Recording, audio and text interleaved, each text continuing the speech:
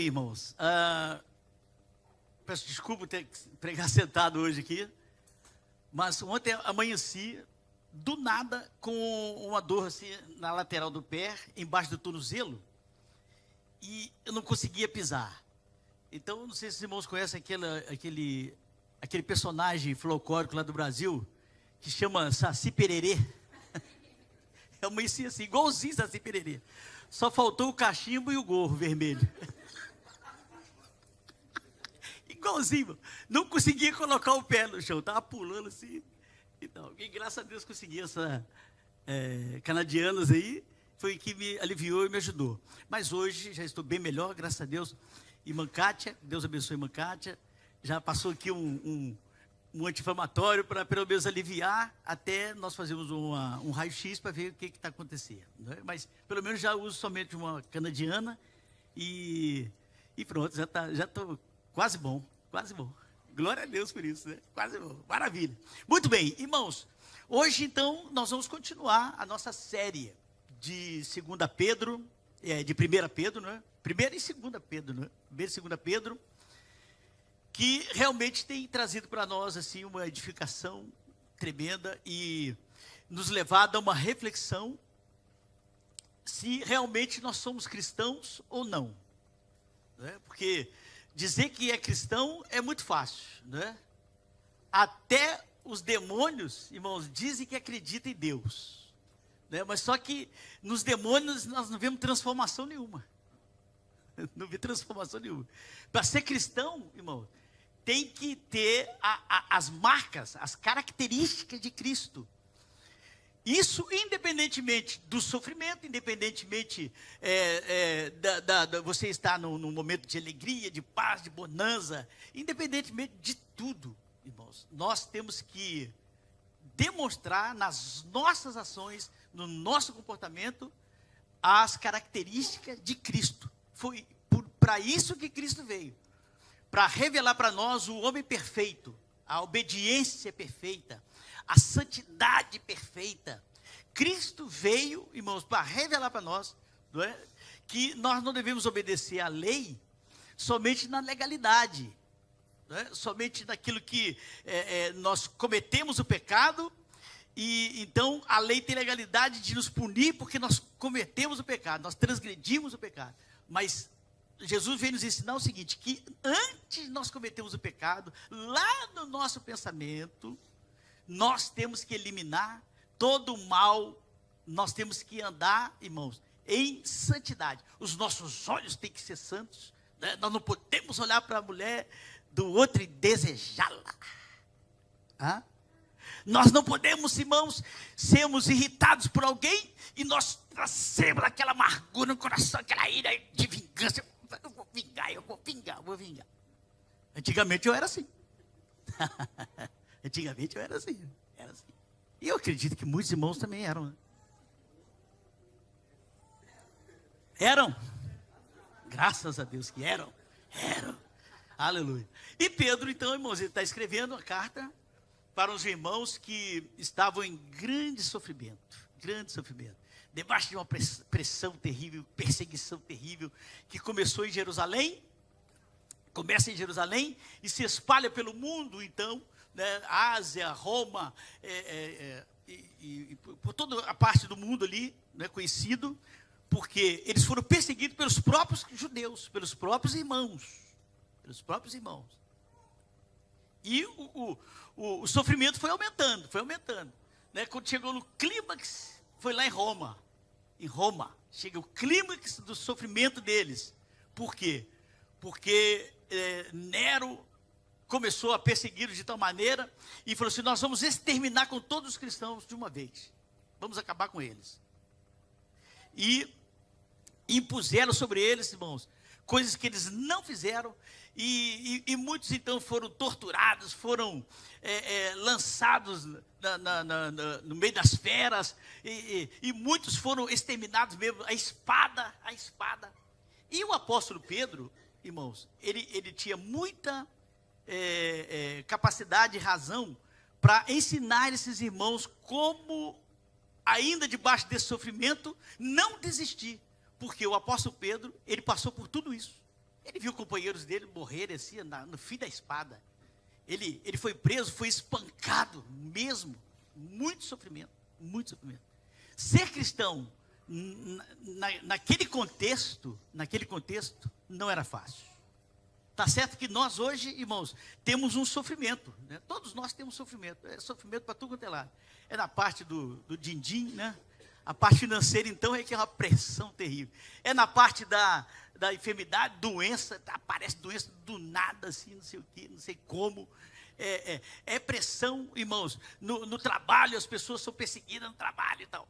E nós temos que revelar o nosso caráter de Cristo nessa hora, nesse sofrimento.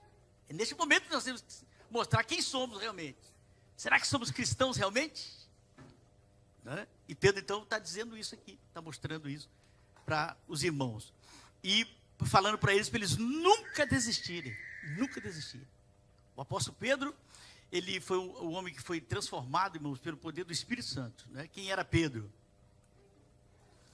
Pedro, quando Jesus estava para ser preso, Pedro falou, nem pensar, vocês não vão levar o mestre de jeito nenhum. Eu vou arrancar a cabeça de vocês todos. E puxou da espada e deu espadada para todo quanto é lado. Né? Chegou até a arrancar a orelha de um. Chegou a arrancar a orelha de um. Né? Mas Jesus foi lá, colou a orelha dele e falou assim, Pedro. Nosso reino não é esse aqui, não. Nós não temos nada com esse mundo aqui. Quem com ferro, guarda essa espada aí, porque quem com ferro fere, com ferro será ferido. Cuidado, Pedro. Aí Pedro, irmãos, então, no Pentecoste, ele agora começa a ser uma outra pessoa transformada pelo poder do Espírito de Deus. Né? Quando o Espírito Santo vem, aí nós vamos ver a atuação de Deus na vida de Pedro, de uma maneira muito maravilhosa. Então, vamos continuar, irmãos, a leitura do nosso texto, né? Nosso texto de 1 Pedro hoje é de 8 a 22, o texto de 8 a 22, eu gostava de ler, eu vou ler para nós ganharmos tempo. Quanto ao mais, tenham todos o mesmo modo de pensar, sejam compassivos, amem-se fraternalmente, sejam misericordiosos e humildes.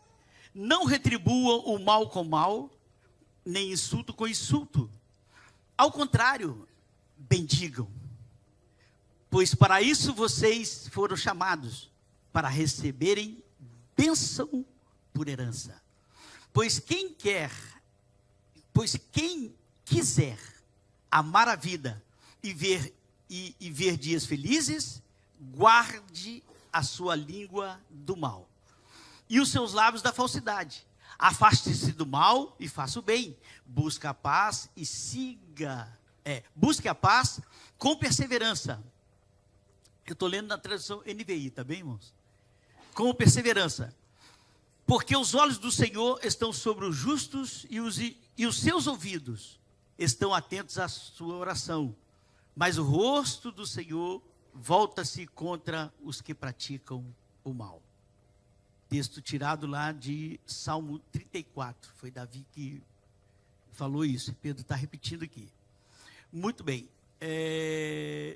Quem há de maltratá-los? Se vocês forem zelosos na prática do bem, todavia, mesmo que venham a sofrer, porque praticam a justiça, vocês serão felizes. Não temam aquilo que eles temem. Não fiquem amedrontados. Antes, santifique a Cristo como Senhor em seu coração.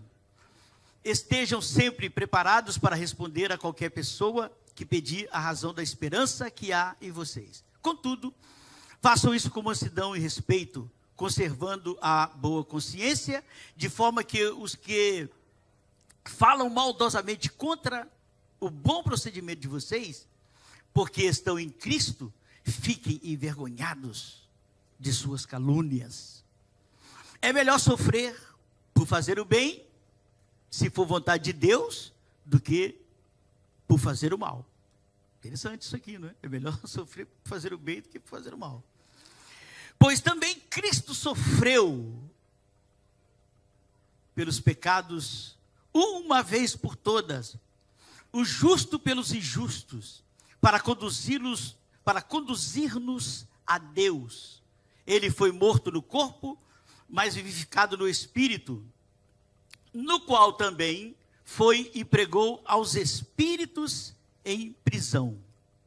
Aqui que negócio fica feio. Aqui que é difícil de entender, né? Aqui, esse ponto aqui, essa frase aqui que criou, irmãos, várias interpretações sobre, né, quando que Cristo pregou, aonde que foi que ele pregou, será que Jesus desceu ao inferno e foi lá pregar para espíritos lá? Então, essa discussão tem vindo aí durante 18 séculos, né? Então, tem várias interpretações, e nós vamos falar mais sobre isso aqui hoje. Várias interpretações, e foram causadas, né, por causa do credo dos apóstolos, né, que Cristo morreu, padeceu, foi morto e sepultado, e desceu à mansão dos mortos, e ressuscitou o terceiro dia. Então, fala ali, desceu à mansão dos mortos. Aí, a partir daqui, irmãos, a coisa descambou de uma maneira que, né, que os teólogos até hoje estão batendo cabeça aí, e ninguém explica nada direito. Eles explicam tudo. A maneira deles está certa, né? Mas o que Pedro quis dizer realmente? Eu gastei horas e horas desse estudo aqui, e pesquisando, ouvindo vários pregadores. Ouvi tanta asneira que Deus me livre. De homens alto, top mesmo. Alta inteligência, capacidade de interpretação de tudo. Irmãozinho, vamos lá ver o que Deus fala aqui. Muito bem. O 18 que eu li foi o 19, o 20. Pregou os espíritos em prisão, que há muito tempo desobedeceram quando Deus esperava pacientemente nos dias de Noé, enquanto a arca era construída. Era construída, não é destruída. Era construída. Nela apenas algumas pessoas, a saber, 8 foram salvas por meio da água. E isso é representado pelo batismo, que agora também salva vocês, não a remoção da sujeira do corpo, mas o compromisso de uma boa consciência diante de Deus por meio da ressurreição de Jesus Cristo, que subiu aos céus e está à direita de Deus. A ele estão sujeitos anjos, autoridades e poderes. Muito bem. Então, irmãos, eu começo assim, introduzindo essa mensagem. Talvez eu vou resumir aqui muitas coisas, porque como hoje é ceia, é impossível falar tudo que eu escrevi aqui, é impossível, não tem como. O tempo é muito curto e, para a glória de Deus, nós ainda teremos hoje uma cerimônia de consagração do nosso Telzinho, né, o nosso Tel, que está ali com a Valéria do colinho ali. Que benção, Valéria, viu? E ele já fez 2 meses, Valéria? Não. Ainda não tem todas as vacinas? Não, então ninguém não chega perto dele não, viu, irmão? Pelo amor de Deus. Não, é porque tem... Irmãos, as pessoas às vezes não têm noção, né? Quer pegar a criança. Não pode ver uma criancinha pequenina, quer pegar, deixa eu pegar. Eu corro de pegar criança pequenina, porque criança pequenina é tão molinha assim, né? Difícil de pegar pra caramba. Né? De pegar no colo assim, muito difícil.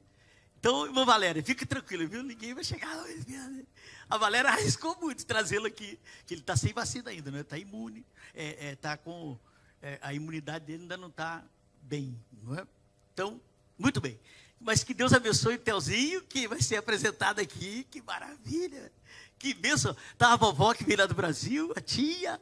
Que bênção, que bênção. Muito bom, muito bom. Irmãos, então eu começo aqui, numa introdução, que é interessante demais, né? Como que as pessoas pensam, né? Como que o Pedro pensava. Pedro era uma coisa tremenda demais. Pedro, ele vai falar segunda carta de Pedro, na segunda carta de Pedro, capítulo 3, versículo 15, ela foi escrita 3 anos depois da primeira carta. Então, passaram 3 anos, eu acho que Pedro já está ficando meio caduco, esqueceu lá alguma coisa, né? Aí Pedro, nessa primeira, na carta lá, ele vai, na segunda carta, ele vai dizer o seguinte, que o apóstolo Paulo, segundo a sabedoria que lhe foi dada, ele escreveu textos pontos difíceis de entender na sua carta. Olha só, pode botar aí, por favor, irmão, capítulo 3, versículos 15 e 16. Pedro vai falar isso. Pode colocar na tela, por favor. 2 Pedro 3, 15 e 16. Então, aí ele ainda fala que Paulo recebeu essa sabedoria e falou pontos que são difíceis de entender. E que os indoutos, eles torcem essa palavra, né, os hereges da época torciam aquela palavra para a própria condenação deles. Para a própria condenação deles. Aí, irmãos, eu vou e falo assim, ó, que coisa interessante, né? 3 anos depois, Pedro escreve isso. Aí, será que ele esqueceu o que ele escreveu lá em 1 Pedro, capítulo 3, e no versículo 18? Foi o 18 que nós lemos aqui? Que fala que Pedro, que Jesus foi pregar aos espíritos em prisão. Aí eu falei assim, ué, que texto fácil de entender, né? Pedro não era fácil, não. Ele disse que Paulo escreveu um texto difícil, aí ele, antes, escreve um texto desse. Quer dizer, Pedro, pelo amor de Deus, que texto fácil de entender esse, fácil, muito fácil. É tão fácil que os teólogos não chegaram a um acordo até hoje sobre isso. É o 2 Pedro 3. Ah, não pode postar aqui não? Não tem não? Não?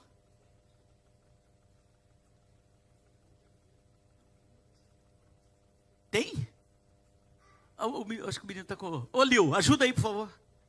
2 Pedro 3, 15, 16. O menino está com... O negócio está lá. 3, 15, 16. Muito bom. Muito bom. É assim mesmo. Maravilha. Muito bem. Então, irmãos, olha só o que está escrito lá, né? Acho que é o 16, né? É o versículo 16. O apóstolo Pedro falando. Pedro difícil, gente. Pedro não era brincadeira, não. Eu acho que ele esqueceu, né? O que está escrito lá? Pode ler, por favor, irmãos? Pedro.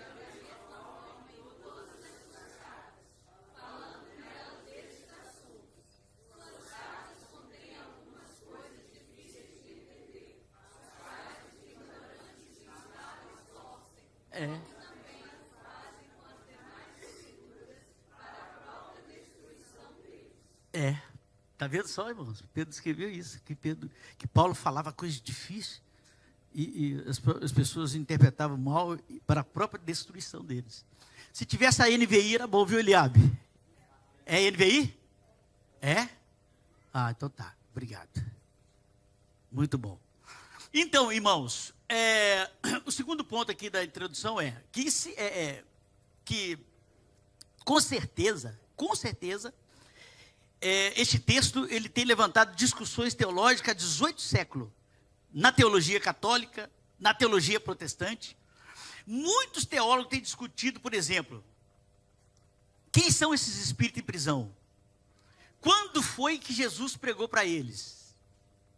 Foi em vida ou foi no meio da morte? Enquanto Jesus estava lá no túmulo, o seu espírito foi lá no Hades ou no inferno e foi lá pregar para esses espíritos que estavam presos em prisão.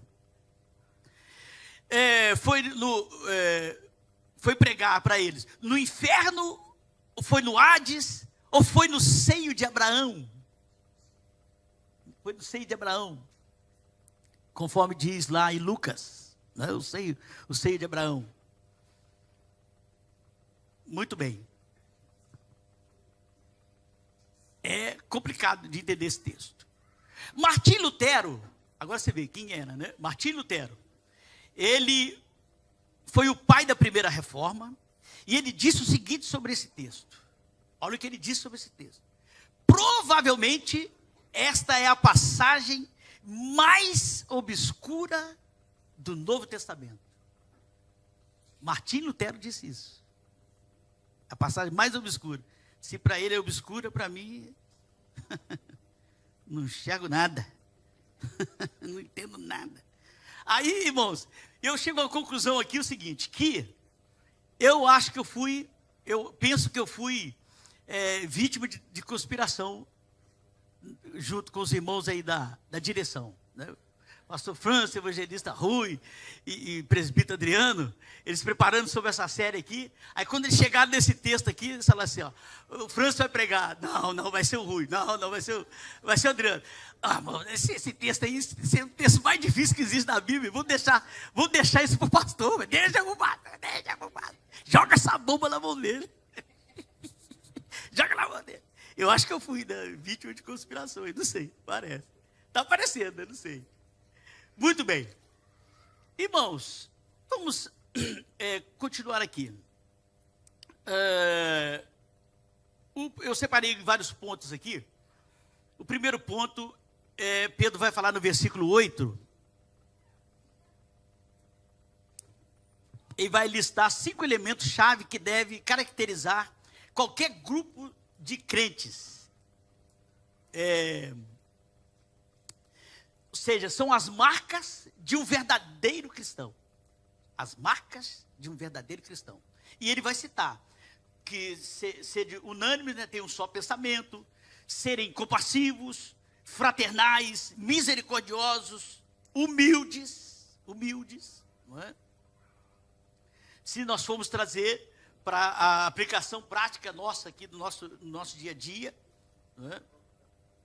Nós vamos entender o seguinte, que ter o mesmo modo de pensar, irmão, não significa pensar exatamente igual sobre tudo, não significa todos terem os mesmos gostos, a mesma personalidade. Ou seja, isso é uniformidade, isso não é unanimidade. As pessoas terem o mesmo gosto, mesmo modo de pensar, a mesma maneira de ser. Então, ele não está falando nada disso. Ser unânime, então, o que significa ser unânime? Ser unânime significa diversidade marchando na mesma direção. Diversidade de pensamentos, mas marchando na mesma direção. Ou seja, as nossas diferenças, elas são secundárias. O que importa é estarmos alinhados no essencial. E o que é essencial para o cristão? É o amor a Deus, o temor a Deus e o evangelho. Isso é o essencial. Né?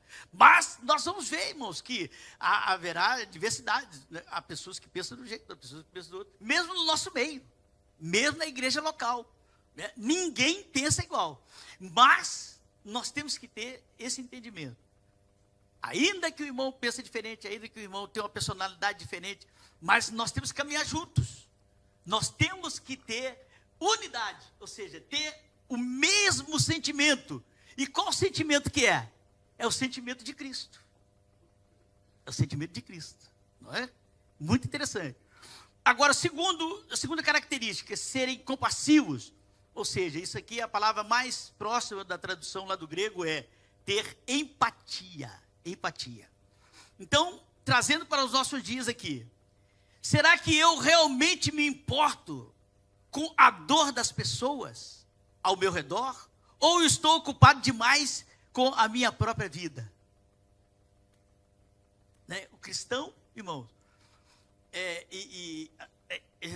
como Cristo ele é, né? E ele foi quando ser humano, o que mais Cristo fazia era o quê?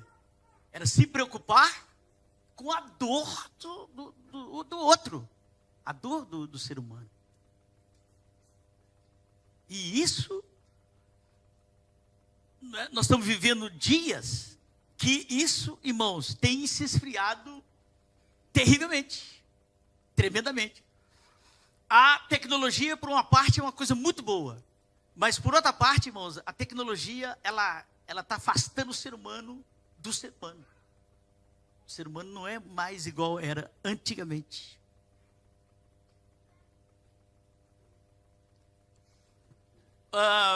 As pessoas hoje em dia só pensam em si. Né? Uns querem ser maior do que os outros, e a pessoa se sente bem assim. Sente bem assim. Se você, Franz, tiver numa posição mais baixa do que eu, né, se eu tenho um carro melhor do que o seu, se eu tenho uma casa melhor do que a sua, né, aí eu fico tanto feliz, Tudo alegre. Eu sou seu amigo, te abraço. Não é?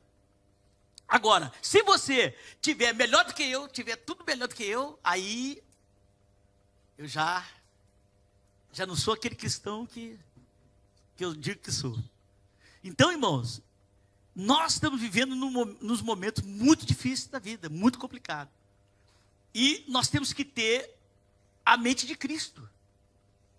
Nós temos que preocupar com a dor das pessoas, com o sofrimento das pessoas, ajudar as pessoas que estão em maior dificuldade.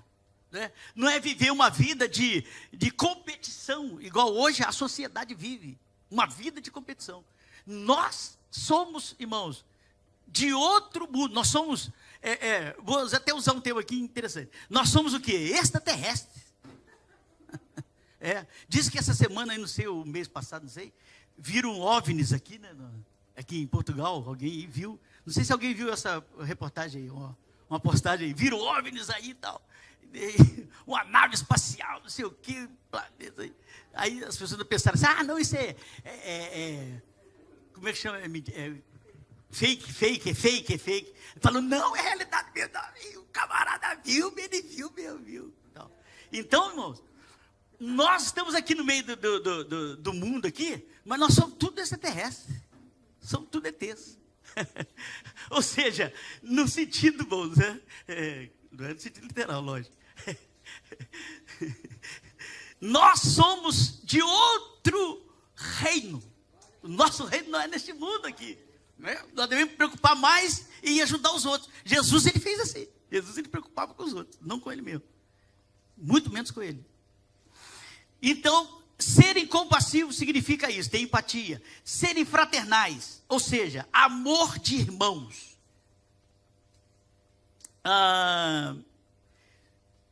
Nós temos que olhar para os nossos irmãos, né? Não somente na nossa igreja, na igreja local, mas toda a igreja universal, não estou falando de URD, estou falando da igreja universal, ou seja, a igreja que está em todo mundo.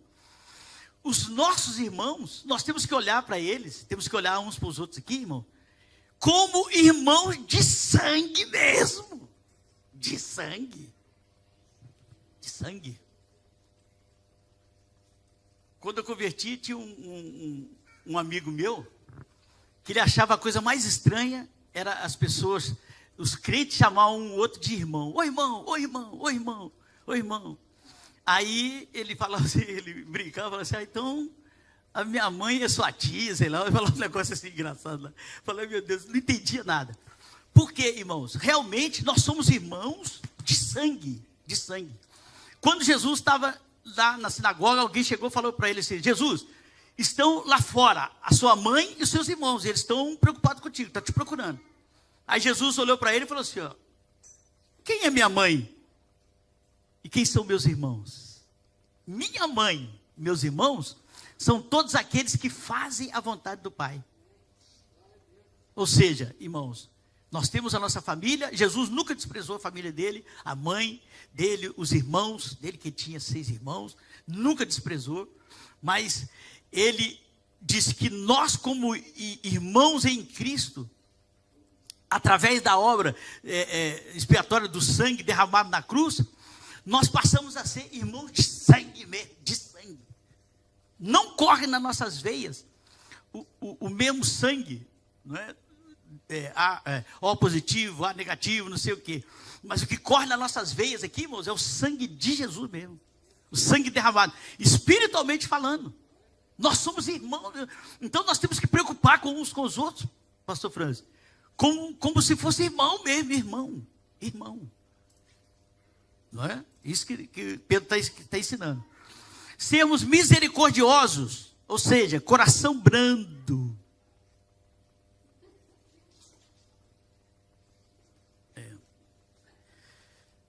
Quando alguém falha comigo, eu sinto pressa em perdoar ou eu sinto desejo secreto de ver aquela pessoa pagar pelo erro? O que está lá dentro do nosso coração, irmãos? E quando a Bíblia fala aqui de misericórdia, misericórdia não é ter pena dos outros, não. Misericórdia não é isso. Jesus, quando ele expressava misericórdia, havia uma ação dentro daquele sentimento dele. Por exemplo, você passa por uma pessoa sem abrigo, né, que chama sem abrigo. Lá no Brasil chama mendigo, uma pessoa mendigo. Você olhar para ele assim e falar, oh, coitadinho, que eu sinto tanta pena, mas até dói meu coração de tanta pena dele. Isso não é misericórdia. Misericórdia, irmãos, é você fazer alguma coisa para mudar a situação que a pessoa está. É se compadecer da pessoa no seu estado de miséria. E o que Jesus fez conosco? Foi exatamente isso, né? Jesus se compadeceu de nós quando nós estávamos no estado mais miserável que pode existir nesse mundo. Estado de pecado, de condenação, debaixo da ira de Deus, sermos destruídos. E a quinta característica é humildes. Ai, meu Deus do céu, eu vou ter que largar isso tudo para lá. Humildes. Mente de servo. Eu preciso sempre estar certo. Ter uma mente de servo. Ou seja, eu preciso estar certo ou eu consigo ceder pelo bem da paz. Humildade não é aquela humildade de aparência, né? A pessoa fala assim, aquele irmão tão humilde. Não é? Mas quando você pisa no calo dele, meu Deus do céu, a humildade foi embora, aí vira 2.000. 2.000, não é? A pessoa não consegue perdoar de jeito nenhum, irmão. Fica remoendo ali aquela raiz de amargura no coração, aquela coisa. É uma coisa terrível. Muito bem. O ponto 2, versículos de 9 a 12. Essa é a melhor parte do Evangelho. Essa é a melhor parte do Evangelho. Por quê? Jesus ensinou. Pedro está ensinando tudo que Jesus ensinou. Pedro está ensinando, irmãos, tudo que aconteceu na vida dele, falando para os irmãos ali, né, e os irmãos que estavam dispersos, os exilados, né, os irmãos da diáspora. Pedro está ensinando para eles tudo que Pedro passou. Pedro também, ele era impulsivo. Pedro também era uma pessoa que não levava desaforo para casa. Pedro também era uma pessoa que não é difícil de lidar. Um ser humano, igual nós somos. Igual todos nós somos. Mas o Espírito Santo transformou a mente dele. Transformou o coração dele.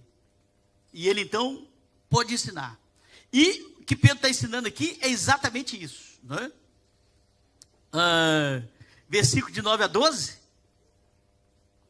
Só que eu não vou parar aqui não, porque senão eu não vou chegar lá nunca. De 9 a 12. Pedro falou assim, ó.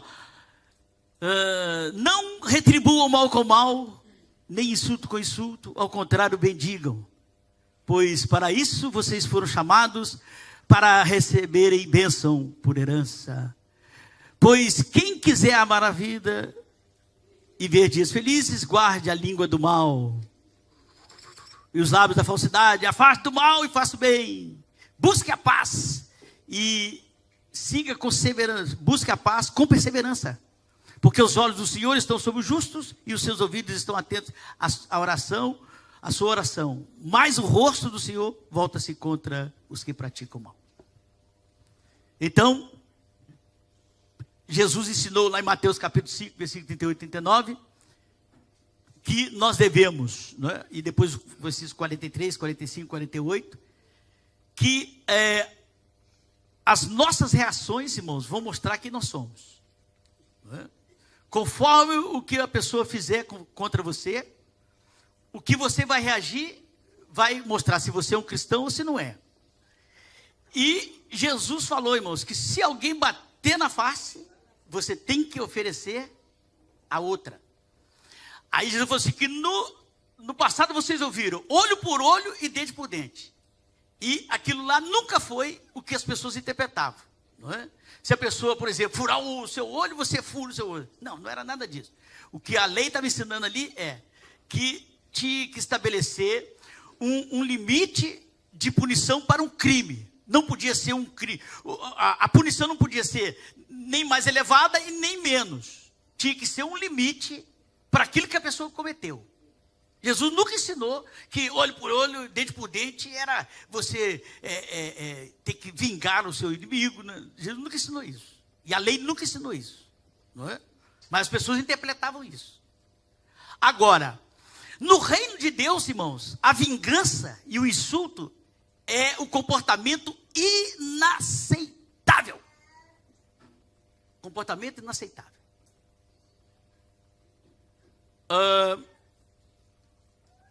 Estava lendo República de Platão, por acaso Samuel tem esse livro lá em casa. E quando se fala de justiça, aí estava lá a discussão entre Sócrates, um diálogo entre Sócrates e Polemarco, sobre o conceito de justiça. E eles chegaram a algumas conclusões. Por exemplo, que justiça consiste em amar e fazer o bem aos amigos, odiar e fazer o bem, odiar e fazer o mal aos inimigos. Ou seja, ser justo é retributivo. É ser retributivo. É você retribuir aquilo que a pessoa te dá. Se a pessoa te faz o mal, você faz o mal para ela também. Faz o mal também. Né? Ou seja, se você me tratar bem, eu te trato bem. Se você me tratar mal, eu te trato mal. Isso até parece ser justo. Mas os cristãos, irmãos, não são chamados apenas à justiça. E nem à lógica da justiça retributiva. Nós, como cristãos, nós estamos num nível mais elevado. Não é? A vingança pertence a Deus. Agora, é difícil? Alguém acha que é fácil? Né? A pessoa faz um mal para o seu filho, estrupa, Deus que lhe guarde, estrupa a filha sua, faz um mal para sua esposa, faz um mal para sua família. Ah, meu filho, na hora eu esqueço que eu sou crente, na horinha, assim, vou lá no inferno e volto com as armas todas para detonar, com metralhadora, com fuzil, com escopeta, com 38, na hora. Isso é o pensamento humano, irmão, de qualquer um de nós. E se alguém aqui vier com treta aqui, não vai ser não. Ô, irmão, estrupa uma filha sua para você ver o que você faz. É doido, ué. Mas nós temos o Espírito Santo. Na hora vem esse pensamento mesmo. Mas depois o Espírito Santo vai trabalhar no seu coração. Você fala, Jesus, jamais eu farei uma coisa dessa. A vingança não cabe a mim, não cabe a nós. A vingança, ela pertence ao Senhor. O Senhor disse lá na sua palavra, irmãos, ele falou assim, minha é a vingança, diz o Senhor. Minha é a vingança. Então, só o Espírito Santo para te conduzir a esse ponto, né? Esse nível, esse nível. Mas nós estamos aqui para Jesus fazer isso por nós, conosco, não é? Glória a Deus, irmãos. Nós não estamos aqui para ficar dando tiro em ninguém, não. Antigamente que eu andava com 38, que eu vendia maconha, vendia cocaína. Se eu não andasse com a arma, eles matavam e ainda me tomavam a minha droga toda. Eu ainda ficava sem droga lá e sem nada. Ficava, né? Aí a coisa era diferente. Mas Jesus transforma o coração do ser humano. Eu sou prova viva. Jesus transforma mesmo. E eu pequenininho assim, era bravo, imagina se eu fosse grande. Imagina. Olha, irmão, vamos lá. Jesus querido, me ajuda aqui. Agora que vem o texto mais complicado. O texto complicado, irmãos, nós vamos soltar aqui algumas coisas. O texto complicado é 18 a 22. Que vai dizer lá que Cristo, Cristo pregou aos espíritos em prisão. Então, como que surgiu a interpretação? Porque está escrito que não está escrito na Bíblia que Cristo foi ao inferno. Cristo desceu ao inferno. Não está escrito isso na Bíblia. Aí de onde que surgiu essa expressão?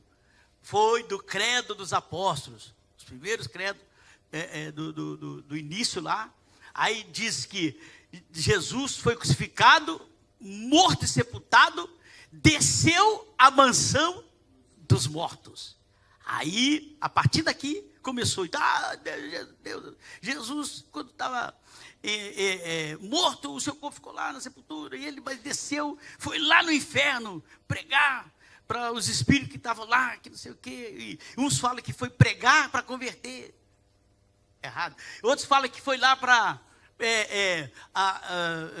anunciar para aqueles que estavam lá no seio de Abraão, não os que estavam do lado do rico, não é? Que Jesus falou sobre a parábola do rico e o Lázaro, não é? Que o rico morreu e foi para o inferno, foi para o céu, para o inferno, foi lá para o inferno.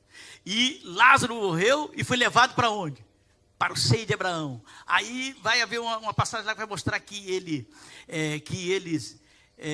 um via o outro lá, né? Que um falou assim: pai Abraão, mande que eu mostre, que eu vou lá, mande que o mendigo vem cá e molha o dedo na língua, o dedo na água e me tire desse tormento aqui e tal. Então as pessoas têm várias interpretações sobre isso. Aí, irmãos, dentro dessas várias interpretações, eu separei aqui 4. 1, 2, 3, 4. E eu tenho uma que eu achei aqui mais plausível, mas não vou falar qual foi, não.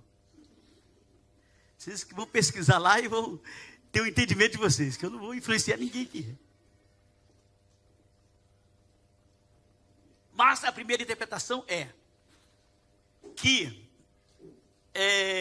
ela defende que Jesus, ele teria ido pregar no inferno, no Hades, para converter pessoas ali, ou seja, aqueles espíritos que estavam não diretamente no inferno, que atormenta, porque o inferno, quando você lê sobre o inferno, né, na cultura grega, tem várias divisões, né? Tem primeiro andar, segundo andar, tem quinto dos infernos, tem sexto, tem sétimo, tem oitavo, tem quinto e tal. Então, esses espíritos aqui não estavam nos quintos, não, nos quintos dos infernos, não.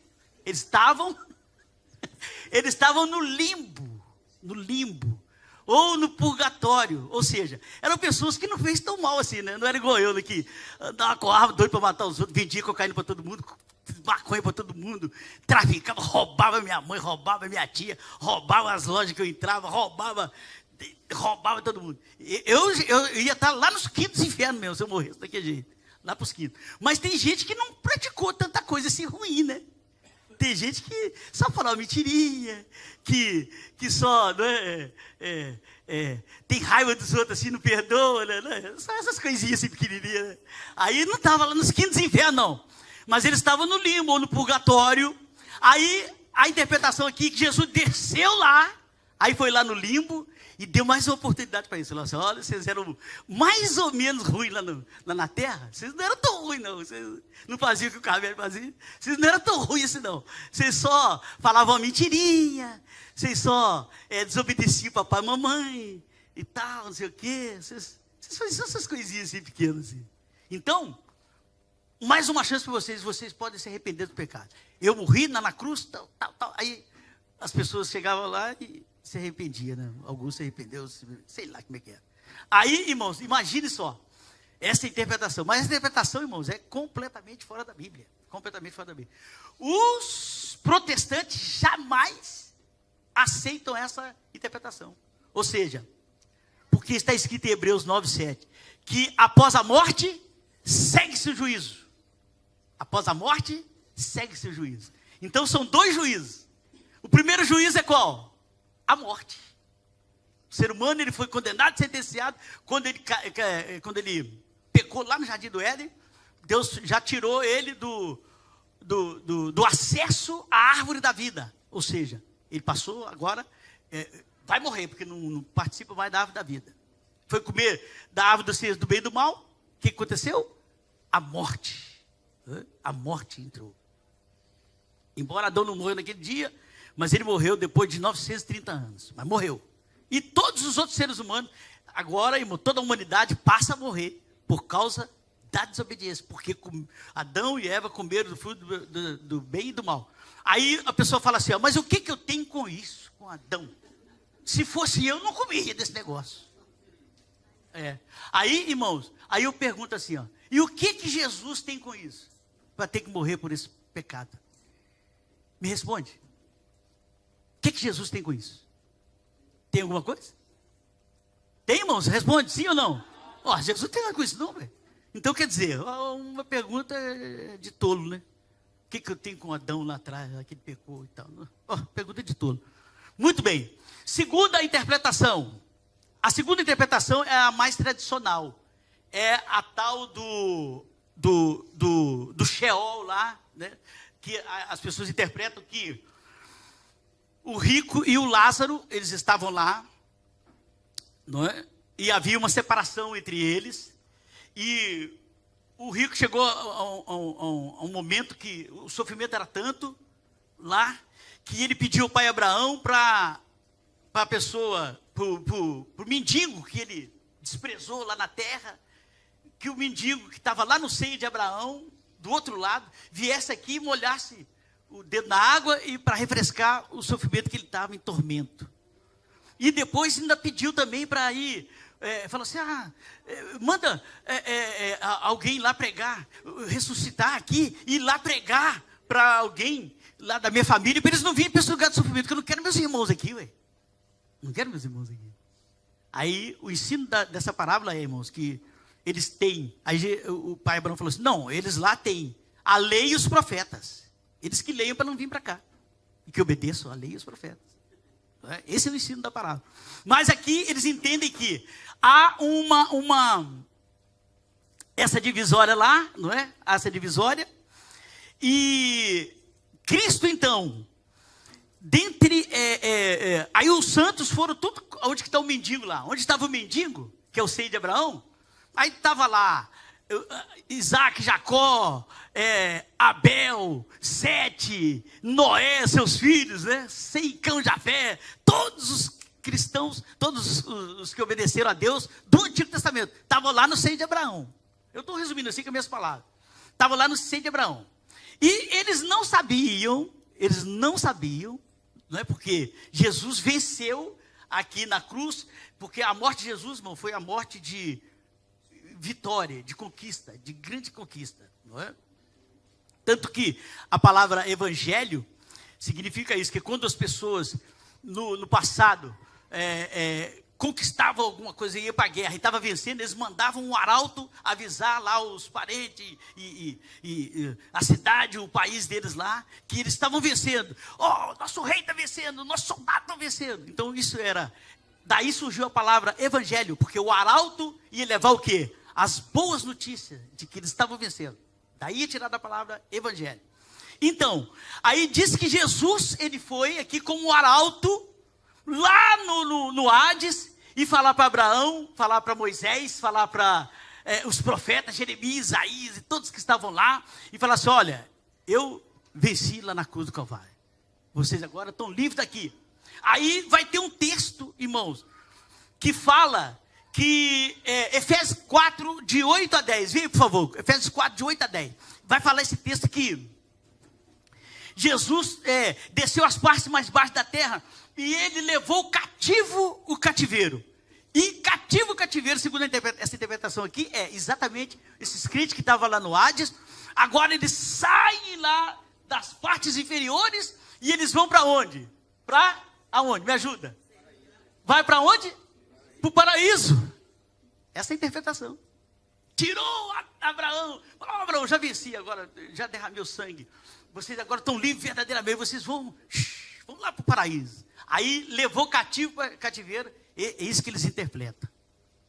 Eu não entendo nada disso aqui. Não entendo nada disso. Não entendo nada disso aqui. Nada. Para mim não faz sentido. Não. Mas é uma interpretação, interpretação o quê? Muito, não é plausível. Ela é uma interpretação, sabe o quê? Tradicional. Tradicional, Ih, tem muitos crentes que acreditam nisso aí. Ih, tem muitas igrejas que acreditam nesse negócio doido. Que esse negócio doido aí. Eles acreditam. Muito bem. E a terceira interpretação, eu vou passar para a quarta, porque a terceira, que interessante. Eu vou passar para a quarta e vou botar no terceiro. A terceira interpretação é que nessa interpretação, irmãos, porque qual a interpretação aqui, irmãos? Que é o do versículo lá de 1 Pedro 3,18. Que Cristo foi pregar aos espíritos, Cristo pregou aos espíritos em prisão. Lembro disso, né? Então, aí, irmãos, essa interpretação aqui, eles já dizem que Cristo não desceu ao inferno. Essa interpretação aqui, ela interpreta que o Espírito de Cristo, que ele é, Jesus, ele na sua pré-existência, ele estava em espírito, porque o texto vai fazer uma conexão com Noé, com o dilúvio. Então Jesus estava lá em espírito, pregando para as pessoas entrarem na arca. Gênesis capítulo 6, versículo de 1 a 4. Para que as pessoas pudessem entrar na arca. Deus mandou Noé construir a arca. E durante esse período que Noé estava construindo a arca, o Espírito Santo estava tentando convencer, o Espírito de Cristo estava tentando convencer aquelas pessoas para entrarem na arca. Mas o que aconteceu? As pessoas não aceitaram. Aí Pedro, quando ele está escrevendo aqui, o que a interpretação vai dizer?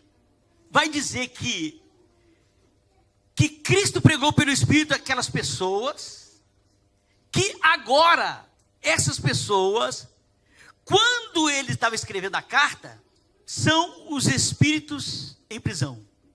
Aquelas pessoas morreram e sem converter. Então, eles agora, quando Pedro está escrevendo, são os espíritos em prisão. Isso também é uma interpretação. E até muito aceitável. As pessoas aceitam muito bem essa interpretação. Agora, existe uma outra interpretação que muito complexa, essa é a mais complexa de todas, que vai dizer que ela vai dizer? Que Cristo ele foi até o inferno para proclamar, ou seja, novamente aqui, porque a palavra que aparece lá, pregar, não é pregar no sentido de converter. A palavra do grego traduzida ali, é a palavra proclamar, né? Ele foi proclamar, anunciar, ele foi proclamar. Então, eles entendem que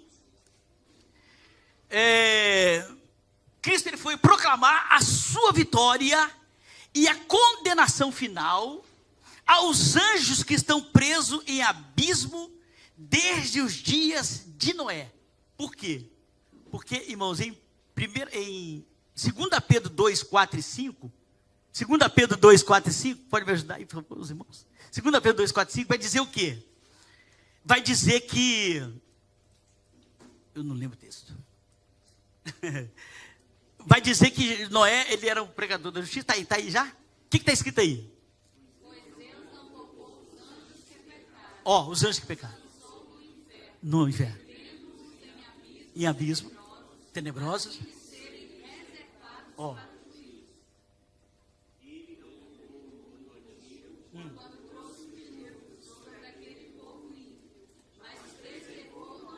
Ó. Tá vendo? Então, eles acham que esses anjos aqui são quem? Esses espíritos aqui são quem? São anjos que rebelaram contra Deus. E quando que esses anjos rebelaram contra Deus? Quando que eles rebelaram contra Deus? Judas vai dizer isso. Judas capítulo 6, versículo 7. Esses anjos aqui, irmãos, são os anjos que eles abandonaram a posição de anjos, de espírito. Eles encarnaram, abandonaram a missão deles como anjos, e eles praticaram sexo com as mulheres lá em Gênesis 6, capítulo 6, versículos de 1 a 4. Põe lá, Gênesis 6, capítulo de 1 a 4, versículo de 1 a 4. Esses anjos aqui são interpretados nessa visão aqui, nessa interpretação, que eles são aqueles filhos de Deus que entraram nas filhas dos homens, que desejaram as filhas dos homens, tiveram sexo com as filhas dos homens. E eles dizem que nasceram os gigantes, né, nefilins. Mas a Bíblia diz que os nefilins já existiam na terra. Então, provavelmente, esses anjos, diz que eles escolheram mulheres para eles. Então, como eles eram anjos encarnados, anjos, né, deveria ter um porte. A interpretação diz, né, que eles deveriam ter um porte muito grande e elevado. O que eles escolheram? Eles escolheram essas mulheres gigantes. Casaram com elas e nasceram também gigantes. Aí, irmãos, a perversidão da raça humana foi de uma maneira tão terrível, que Deus trouxe o dilúvio. Deus exterminou com com o mundo então, todas as pessoas. Só sobraram quantos? 8 pessoas. Deus matou todo mundo, irmãos, na água do dilúvio. Acabou com tudo. Por quê? Era não é, dentro dessa visão aqui, dessa interpretação aqui, não é? Os filhos de Deus. Agora, há uma interpretação que os filhos de Deus ali eram simplesmente a geração de Sete, e as filhas dos homens eram a geração de quem? As filhas dos homens. A geração de Caim. Essa é a interpretação, não é? Mas o Judas vai explicar isso aqui para nós, irmão. Judas vai explicar esse negócio doido aqui. Vamos ler Judas, versículo, só tem um versículo. Só tem um capítulo. Nós vamos ler versículos 6 e 7. Vamos ler versículos 6 e 7. Vamos ver se a gente consegue entender alguma coisa aqui. Vamos lá.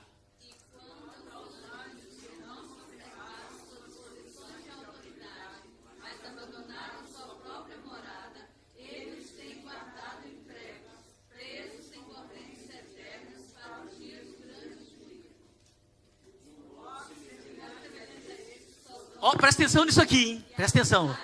De modo semelhante a esse.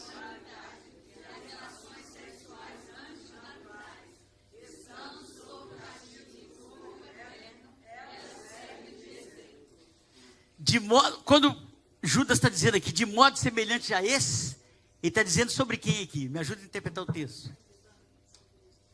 E lá no início ele fala, e quanto aos anjos que não conservaram as suas posições de autoridade, mas abandonaram sua própria morada. Então, esses anjos. Aí Judas vai dizer, de modo semelhante a esses anjos, o que aconteceu? De modo semelhante a esses anjos, o que aconteceu ali, irmãos? Me ajuda. Sodoma e Gomorra e as cidades em redor se entregaram a quê?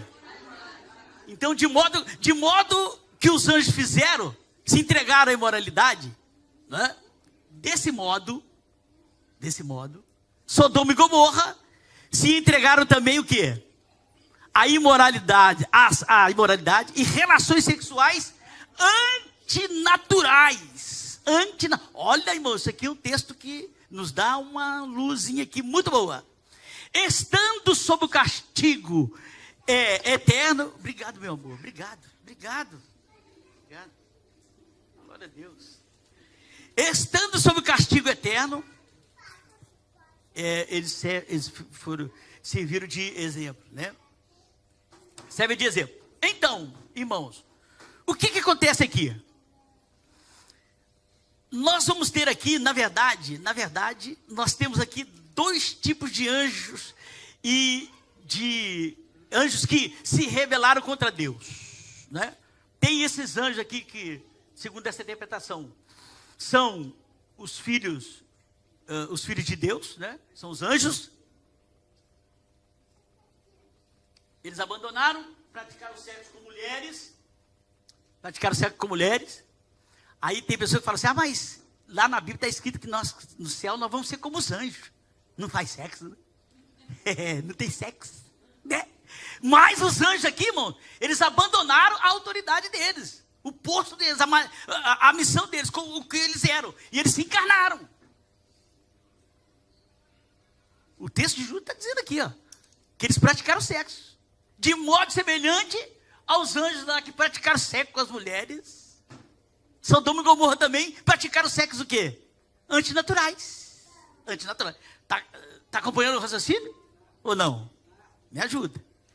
Porque isso aqui é muito difícil de entender, irmão. É complexo demais. É muito complexo. Mas, o que nós vamos observar aqui? Observamos que, na verdade, a Bíblia vai falar, irmão, de dois tipos de anjos que se rebelaram contra Deus. Estes são uns. E onde que eles estão? Pedro vai falar que eles estão o quê? Pedro falou lá em 2 Pedro 2, 4, 5, falou que eles estão aonde? Presos, estão presos. No abismo, estão presos, irmão, estão acorrentados lá. No abismo. Agora, e os anjos que se rebelaram contra Deus, que foi arrastado por Lúcifer, e o próprio Satanás, o próprio Lúcifer, o próprio Satanás, eles estão presos ou estão soltos? Ah, estão soltos. Muito bem, estão soltos.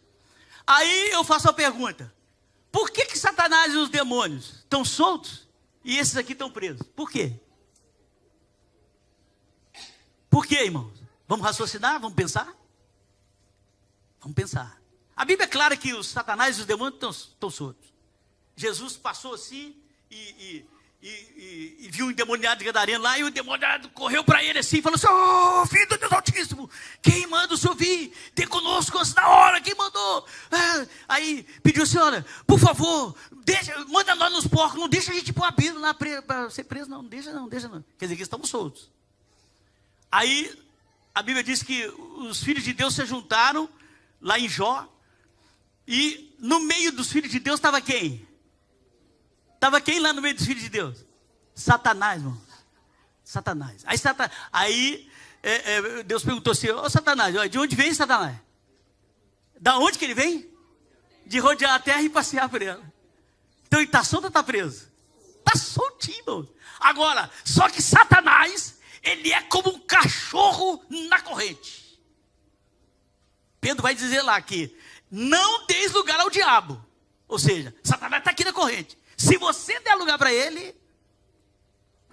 E aí nós vamos então explicar por que existe dois tipos de anjos: os anjos que estão soltos e os anjos que estão em cadeias.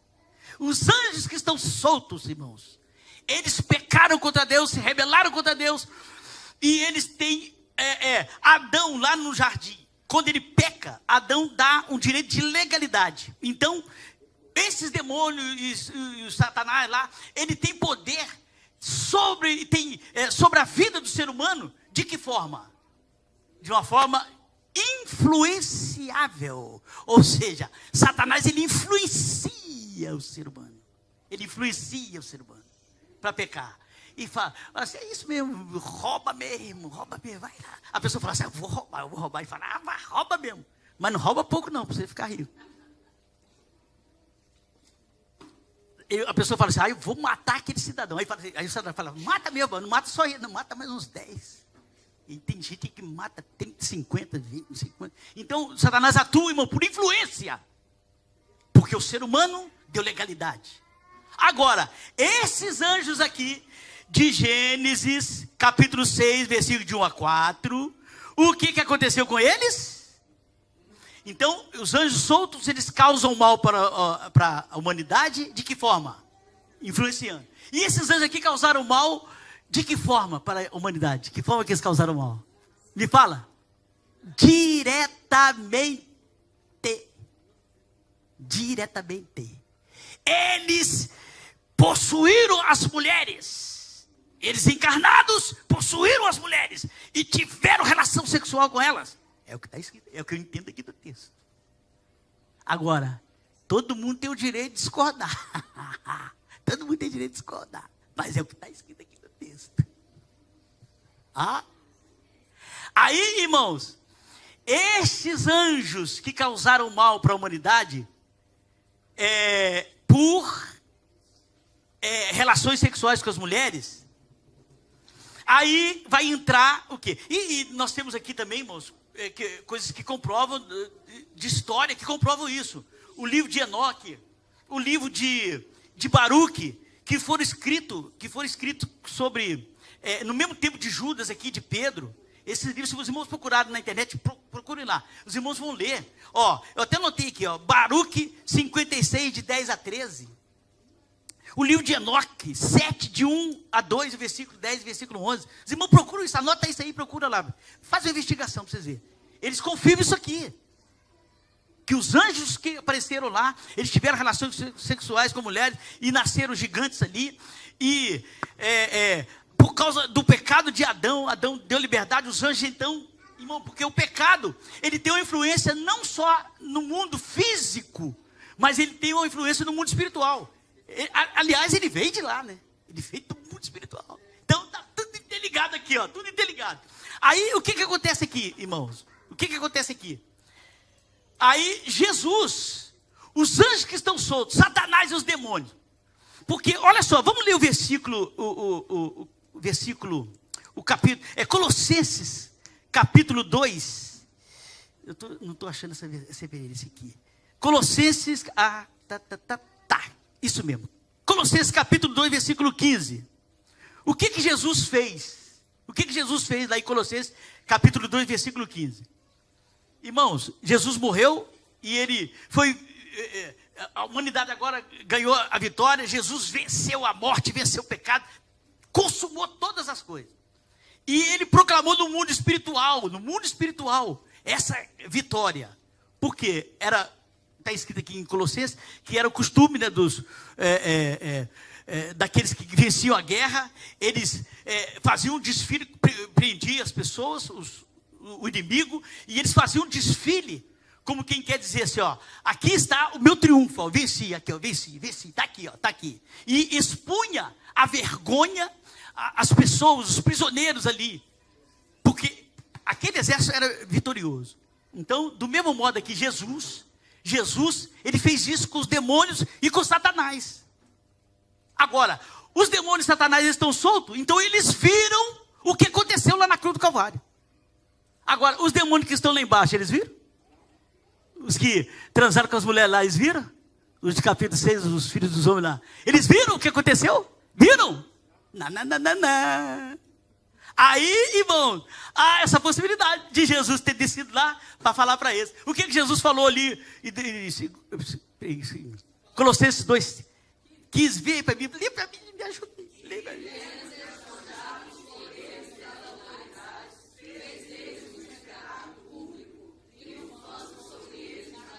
Ó, viu? 3 vezes espetáculo público. Ou seja, todos os demônios, Satanás, olha aqui, ó.